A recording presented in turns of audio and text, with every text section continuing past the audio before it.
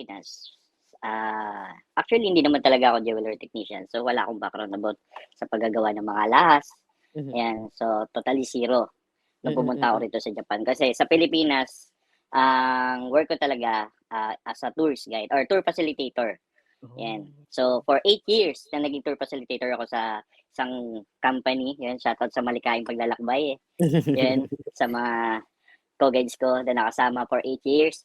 Mhm, 'Yun, mhm. then simple lang ang buhay ko noon, guys. Paano ba 'yun? Maganda, maganda, masaya, mahirap, nakakapuyat yung work ko rin sa Pinas. 'Yun, malaki ang kita pero hindi nakakaipon. Hindi ko alam kung bakit. Siguro sa Mhm. sarili ko na lang din 'yun, kung bakit nangyari 'yun. But 'yun nga, sa Pinas, tourist guide ako, ta's 'yun nga pagdating ko rito naging jewelry technician ako sa Japan. Gustong-gusto ko po yung sinabi niyo po na sa Pilipinas malaki ang kita pero hindi nakakaipon. Wow. Hmm.